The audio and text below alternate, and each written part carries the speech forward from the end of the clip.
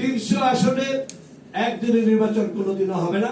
আরেকটা প্রস্তাব, ধাপে ধাপে নির্বাচন করতে হবে।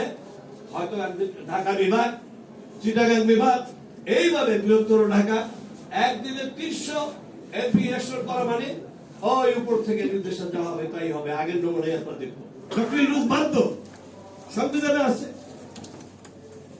এখন কত লোক, আমি গত নির্বাচনের একটা সংখ্যা দেই, কেমন জনবল নির্বাচনটাকে পর্যবেক্ষণ করার জন্য গত কমিশনার 24 নির্বাচনের কথা বলতেছি, 146টি সহকারী জজ সুপ্রিম কোর্টের মাধ্যমে উনি দায়িত্ব নিলেন যে তারা নির্বাচনটাকে পর্যবেক্ষণ করবেন।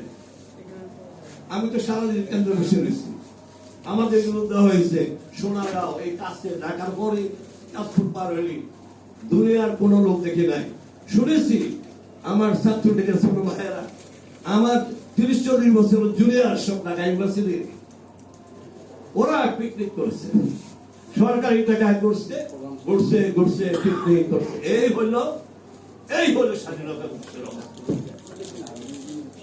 এই জন্যই বলছি নিজস্ব জনবল ছাড়া নির্বাচন কমিশনের কোনদিনও সঠিক ইলেকশন হবে না। তারপরে দেখেন 70 ধারা সম্পর্কে একটু আলোচনা করব। এই যে জোটের নির্বাচন, আমি জোটের নির্বাচনের ঘোর বিরোধিতা করি।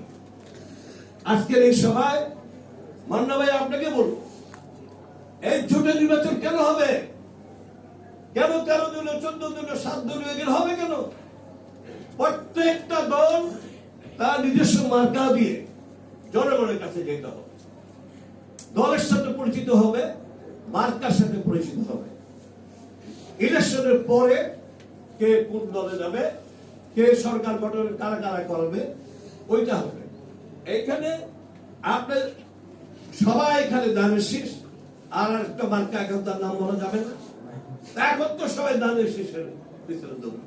ভাই মার্কারে যদি পাই তাহলে তো এমপি করতাম, দল দেশে হলে একটা।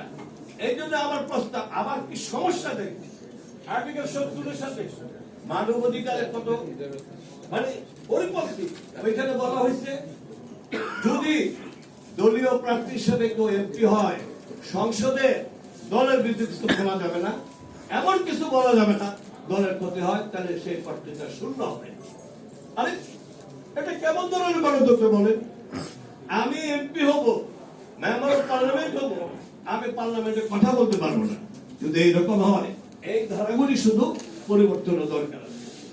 আর সময় আর নষ্ট করবো না, সব শেষে একটা কথাই বলি, 300 আসনে একদিনে নির্বাচন কোনোদিনও হবে না। আরেকটা প্রস্তাব, ধাপে ধাপে নির্বাচন করতে হবে।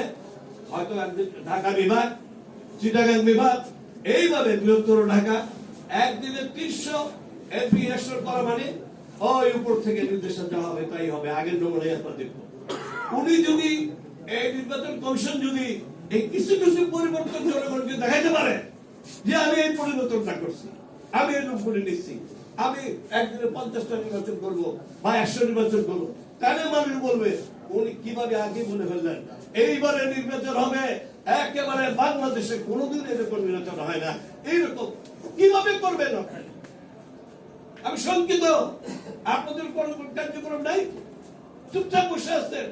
উপদেশটা কি বলবে? আমি শুনতে আপনার একটা স্বাধীন সংস্থা, সব কিছু আপনি করতে পারেন, বসে আছেন। যাও, শেষ কথা একটাই যে আমরা সবাই চাই আগামী নির্বাচন একটা নতুন বাংলাদেশের যে সৃষ্টি সুযোগ আমাদের ছাত্ররা এই জুলাইয়ের গণ অভ্যুত্থানে যেটা সুযোগ করে দিয়েছে, এটা যেন আমরা নষ্ট না করি। এই স্বৈরাচার সরকার তারা যেন কোনোদিন অ্যাটলিস্ট 20-30 বছর যেন তাদের চেহারা আমরা দেখতে না পারি। আমরা হয়তো চলে যাবো আমরা যেন অন্তত পক্ষে চেহারা দেখতে না পারি। কাজেই এই সুযোগটা নির্বাচন কমিশনকে অনুরোধ করবো, দয়া করে কথা না বলে কিভাবে অবাধ নির্বাচন হবে বৈশাখ বৈশাখ চিন্তা করেন, তারপরে মুখে কথা বলেন। সবাইকে ধন্যবাদ।